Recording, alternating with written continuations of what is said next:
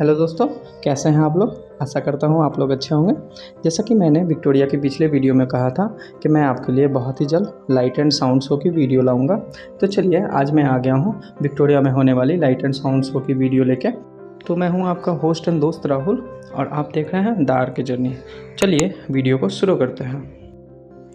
Light and sound show के लिए आपको अलग से टिकट लेनी होती है। तो मैं आ गया हूँ टिकट काउंटर पे और हमने यहाँ पे टिकट ले ली है। टिकट का प्राइस है 100 रुपीज़ पर हेड। टाइमिंग की बात करूँ तो शो की टाइमिंग है 6:30 बजे से, पर आपको 5:30 बजे टिकट काउंटर पे लाइन देनी होगी। साथ ही साथ आपको एक बात और मैं बता दूँ कि शो अलग अलग लैंग्वेजेस में चलती है, बंगाली, हिंदी, इंग्लिश। मंगलवार, शुक्रवार और रविवार को शो बंगाली में चलती है। बृहस्पतिवार, शनिवार को शो हिंदी में चलती है और बुधवार को इंग्लिश में चलती है और सोमवार को ये शो बंद रहती है। शाम में दोस्तों आप लोग देख सकते हो लाइट जलने के बाद विक्टोरिया मेमोरियल कितनी सुंदर लग रही है। चलिए आप लोग नज़ारे को एंजॉय कीजिए और मैं तब तक अपने सीट की तरफ चलता हूँ। जिस जगह से शो दिखाई जाती है वहाँ पे बहुत ही अच्छे सीटिंग अरेंजमेंट्स की गई थी। तो सबसे पहले हम लोगों ने अपने लिए एक परफेक्ट जगह ढूंढी जहाँ से हम लोग आपके लिए वीडियो रिकॉर्ड कर सकें। और चलिए अब वीडियो को एंजॉय करते हैं।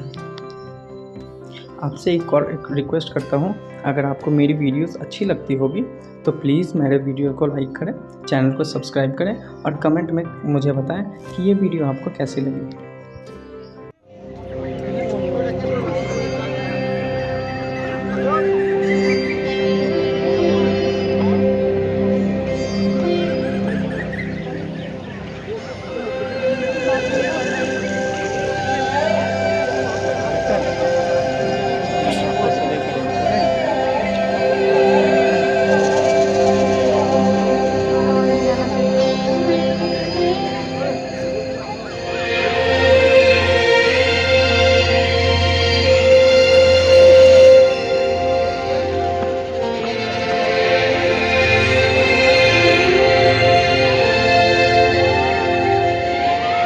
আগে খেতে পোস্ত, এখন খাচ্ছ পাস্তা।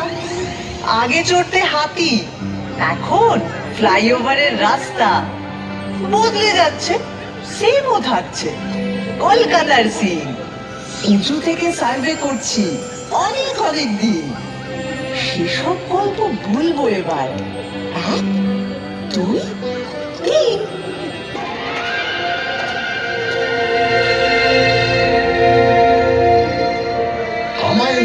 এঁকেছে এখন হচ্ছে মিল। বয়স হলো 300, 400, হাজার খানেক থিম। কি বলবে আর কি বলবে না, যদিও মেয়েটা ভালোই চেনা, তবু নিজেও ঘুরতে এলাম, দুজন মিলে থিম।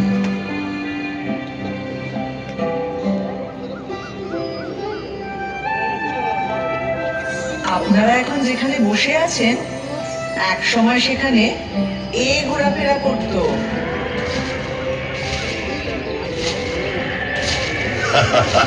কোথায় জুরাসিক পার্ক আর কোথায় পার্ক স্ট্রিট। এখান থেকে শুরু করলে মোবাইল ফোনে আসতে আসতে 52 এপিসোড লেগে যাবে। তার চেয়ে একটা চেনা জানা ব্ল্যাক এন্ড হোয়াইট দিয়ে শুরু করো। তাহলে এটা দিয়ে করি।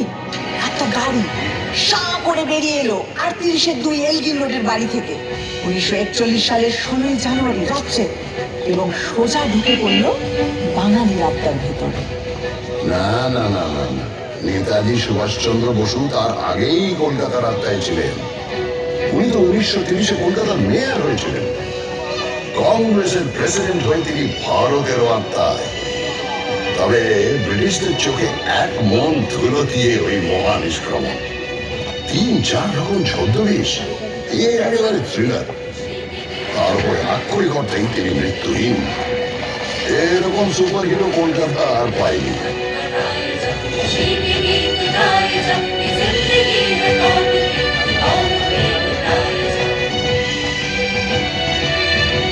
আচ্ছা, কলকাতার সবচেয়ে বড় ভিলেন কি? আমি একজনের কথা বলবো যার কোনো নামই নেই। নোবেল কমিটি বলল রবীন্দ্রনাথ ঠাকুরকে প্রাইজ দেওয়া হচ্ছে because of his profoundly sensitive, fresh and beautiful verse। প্রথম ভারতীয় নোবেল পেলেন সত্যি ভাবা যায় না বলো, একটা শহর থেকে 6 জন নোবেল লরিয়েট এবং 5টা আলাদা ক্ষেত্রে কাজের জন্য। 1902-এ পেয়েছেন রোনাল্ড রস চিকিৎসাবিদ্যার জন্য। 1930-এ ফিজিক্সে নোবেল পেলেন সিভি রমন। 1979-তে মাদার টেরেসা পেলেন নোবেল শান্তি পুরস্কার। 1998-তে পেলেন অমর্ত্য সেন ইকোনমিক্সে। আবারও 2019-এ পেলেন অভিজিৎ বিনায়ক বন্দ্যোপাধ্যায়, এবারও ইকোনমিক্সে।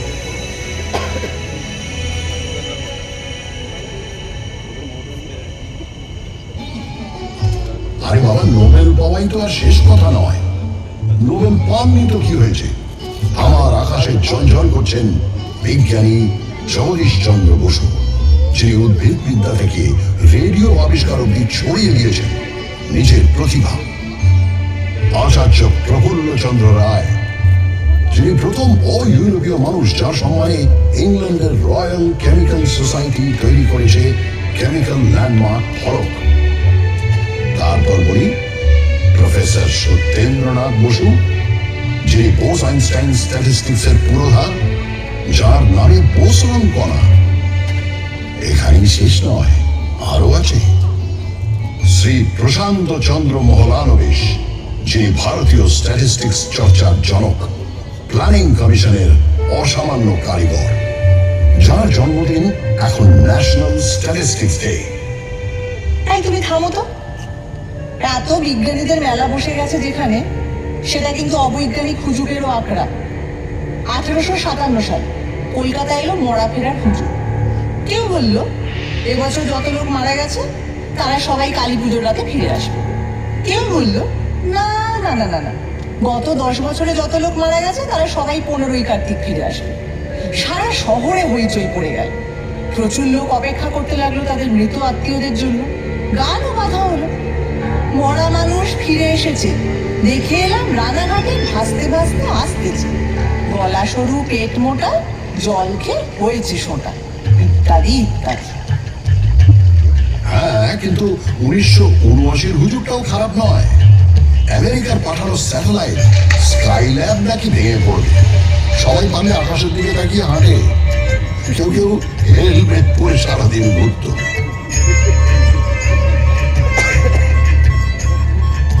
স্কাইল্যাবের টুকরো অবশ্য কয়েকটা পড়েছিল, কিন্তু কলকাতার ধারে কাছে নয়, অস্ট্রেলিয়ার পার্থ আর অন্য কয়েকটি জায়গা। পাশ্চাত্য সংস্কৃতি বুঝতে হবে, তাকে নিজেদের সংস্কৃতির সঙ্গে মেলাতে হবে, এরকম একটা ভাবনা নিয়ে যে স্কুল করা দরকার, তা ভারতে অন্য প্রান্তে কেউ তো ভেবে বের করতে পারেনি। সাহেব আর বাঙালি মিলেমিশে 1817 সালে এমন একটা কাজ করলো যা না থাকলে বেঙ্গল রেনেসাই হতো না।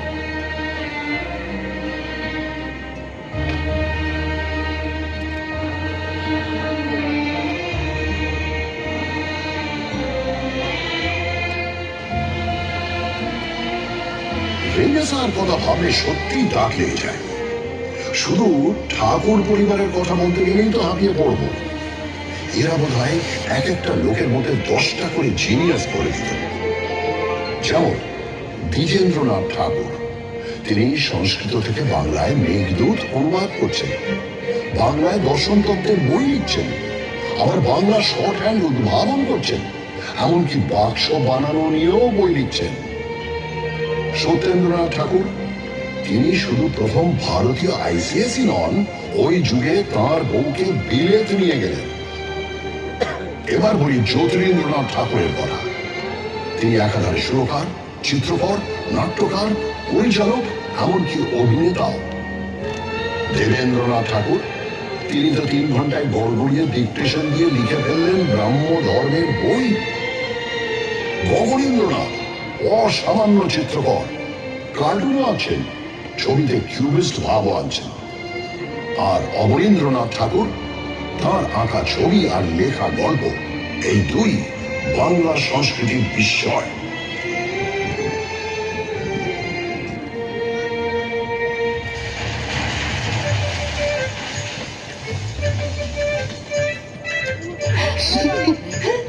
আমি বলি কি, সব সেরা হুজুগ হলো গণেশের দুধ খাওয়া। 1995 সালে এক দুপুরে হঠাৎ নাকি গণেশ দুধ খেতে লাগলেন। মন্দিরের গণেশ, ক্যালেন্ডারের গণেশ, ঘুলঘুলির গণেশ কেউ বাদ নেই। পড়ি মরি করে সবাই দুধ নিয়ে ছুটতে লাগে। এমন মিরাকেল থেকে বাদ পড়ে গেলে পুণ্যের কোটায় কম পড়ে যাবে যে। তাদের গায়ে নিশ্চয়ই বিরোধীয় অদৃশ্য ঘুষি পড়েছে। একটা 17 বছরের অ্যাংলো ইন্ডিয়ান ছেলে হিন্দু কলেজে ইংরেজি পড়াতে এসে তার ছাত্রদের শেখাচ্ছে তর্ক করো, যাচাই করো, যুক্তিবাদী হও, প্রথাকে চ্যালেঞ্জ করো। আর সেই ছাত্ররা, বলা ভালো শিষ্যরা, ইয়াং বেঙ্গল হয়ে তখন দিকে দিকে ছড়িয়ে পড়ছে, সমাজ বদলানোর চেষ্টা করছে। এরও তো এখানেই হয়েছিল। তারা যেরকম গোড়া ব্রাহ্মণদের ঝাঁকুনি দিয়ে সমাজটাকে শোধরানোর চেষ্টা করত, 70-এর দশকেও একদল ছেলেপুলে নকশাল আন্দোলনের মাধ্যমে সেরকমই একটা ধাক্কা দেওয়ার চেষ্টা করল। কিন্তু বুলেট আর বোমার প্রতিক্রিয়াও ভীষণ মারাত্মক। আর তখনকার রাজনীতিও ছিল অনেক ঘোরটা চলা। রাত্রি জুড়ে বোমা আর পুলিশের জিপের শব্দ। আর দিনের বেলা গঙ্গা জুড়ে উজ্জ্বল যুবকদের লাশ ভেসে যাওয়ার দৃশ্য। তোমার গায়ে অনেক গরম রক্ত সিদ্ধ করেছিল। আদর্শ, প্রথা সব হারিয়ে গেছিল নতুন নতুন মুখোশের আড়ালে।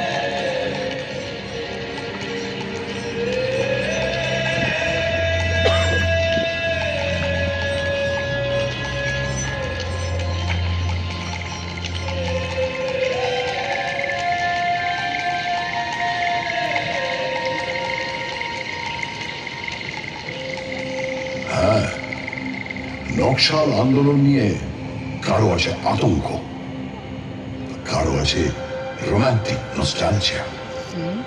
চীনের চেয়ারম্যান আমাদের চেয়ারম্যান, এই স্লোগান নিয়ে একটু মুখ টিপে হাসিও আছে। কিন্তু কেনই বা এখান থেকে কেউ চীনের নেতাকে ঘিরে সংগ্রাম গড়ে তুলবে না? কেন ওই কথা বলবে না? কলকাতাকে বিশ্ব নাগরিকতার কেন্দ্র নয়? দেখো, সেটা হিন্দু কলেজটাই একটা বিরাট স্টেটমেন্ট। ইংরেজি ভাষা শিখতে হবে, পাশ্চাত্য সংস্কৃতি বুঝতে হবে, তাকে নিজেদের সংস্কৃতির সঙ্গে মেলাতে হবে, এরকম একটা ভাবনা নিয়ে যে স্কুল করা দরকার, তা ভারতে অন্য প্রান্তে কেউ তো ভেবে বের করতে পারেনি। সাহেব আর বাঙালি মিলেমিশে 1817 সালে এমন একটা কাজ করলো যা না থাকলে বেঙ্গল রেনেসাই বলে দিচ্ছেন। বাচ্চাদের পত্রিকা বের করছেন, আবার হাফটন প্রিন্টিং এ আশ্চর্য আবিষ্কার করে বিপ্লব এনে দিচ্ছেন। তার ছেলে সুকুমার রায় খেয়াল রসের গদ্যে পদ্যে তাক লাগিয়ে দিচ্ছেন।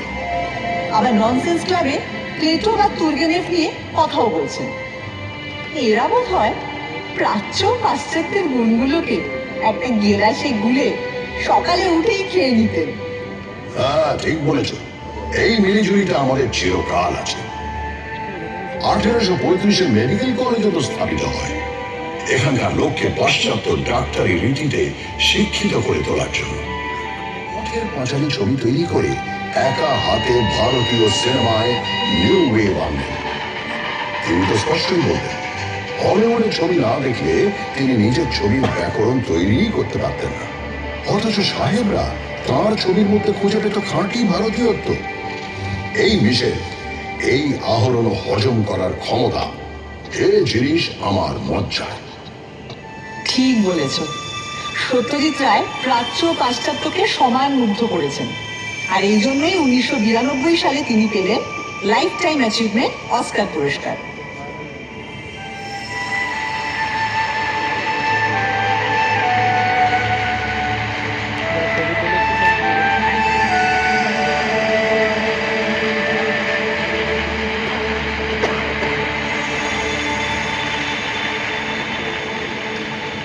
হ্যাঁ, কিন্তু এটা ভুলো না, ওই বছরেই সত্যজিতের গোড়ার দিকের ছবির ক্যামেরাম্যান সুব্রত মিত্র, তিনি পেলেন Eastman Kodak life time achievement for excellence in cinematography. অদ্ভুত, সুব্রত মিত্র পৃথিবীর এক সেরা ক্যামেরাম্যান, কিন্তু তার নামটা সেভাবে প্রচারই পেল না। এই আনসাং হিরোদের নিয়ে তোমার এই হইচইটা একটু বোঝাও তো। এটা আদিক্ষেতা না উদারতা? আমি না ঠিক আন্দাজ করতে পারি না। কারোর নামে প্রশংসা করলে কলকাতাইয়ারা তক্ষুনি আরেকটা নাম পকেট থেকে ফস করে বের করে বলে, উনি তো দর পেলেন না, কিন্তু মহান ছিলেন। হ্যাঁ, বলবো নাই বা কেন? কলকাতার মানুষ যেমন জয়ীকে নিয়ে নাচানাচি করে, তেমনি তথাকথিত পরাজিতকেও তার মূল্য দিতে জানে। যিনি প্রাইজ পাননি, অখ্যাতি নিয়ে মারা গেছেন, তাকেও পুজো করতে জানে। কারণ সে বোঝে একজন স্রষ্টার মূল্য তিনি কতটা সোনা কুড়োলেন তা দিয়ে বিচার হয় না, কতটা সোনা বিলোলেন তা দিয়ে মাপতে হয়। তাই রবীন্দ্রনাথ যতদিন, জীবনানন্দ দাশ ততদিন, সত্যজিৎ রায় যতদিন, ঋত্বিক ঘটক ততদিন, সৌম্য মিত্র যতদিন, মাধব সরকার ততদিন, সুনীল গঙ্গোপাধ্যায় যতদিন, কমল কুমার মজুমদার ততদিন, পঙ্কজ রায়কে আমরা মাথায় তুলে রাখব, সুটে ব্যানার্জিকেও, হেমন্ত মান্না সন্ধ্যাকেও সিংহাসন দেব, সুচিত্রা মিত্র, কণিকা বন্দ্যোপাধ্যায়কেও কুর্নিশ জানাবো, সঙ্গে নির্মলা মিশ্র, প্রতিমা বন্দ্যোপাধ্যায়কেও। নিখিল ব্যানার্জির সেতারে বুধ থাকব। এগুলো হুজুগ নয়, এক্সট্রা সচেতনতা। আচ্ছা, এটা শুধু শিল্পের বেলায় জেগে ওঠে কেন বলতো? যখন 1947-এ দেশভাগের পর উদ্বাস্তুরা দলে দলে এসে পৌঁছলো এই শহরে, তখন সেই মানুষগুলোকে, সেই মুহূর্তের পরাজিতদের বুকে টেনে নিতে এত অনীহা কেন? তখন তাদের বিদ্রোহ কেন, অবহেলা কেন, বলতে পারো? সে হয়তো গোড়ার দিকে ছিল। তারপর যতই ঘটি বাঙাল লড়াই ফুটবলের মাঠে থাকুক আর রান্নার পাতে থাকুক, সবাই মিলেমিশে এক হয়ে গেছে, এতে তো সন্দেহ নেই। এতেও সন্দেহ নেই যে এই উদ্বাস্তুদের যথোচিত সম্মান দিয়ে তাঁদের থাকা খাওয়ার সংগ্রামে পাশে দাঁড়ানোর কাজ করেছিল বলে বাম রাজনীতি একসময় অনেকখানি মিশে গিয়েছিল আমার ডিএনএতে। উদ্বাস্তুরা তো আবারও এসেছে বাংলাদেশের মুক্তিযুদ্ধের সময় 1971-এ, এখনো অনেকে আসছেন। কলকাতা তো কাউকে ফেরায় না। তা ঠিক, শেষমেশ সবাইকে নিয়ে কাবাব খায় বা বিরিয়ানি। এই যে দুটো নাম বললে, এই খাবারগুলোই কলকাতায় আসতো না যদি না আরেক পরাজিতকে কলকাতা সসম্মানে ঠাঁই দিত। সেটা আবার কিরকম? ওয়াজেদ আলী শাহ, আউধের নবাব।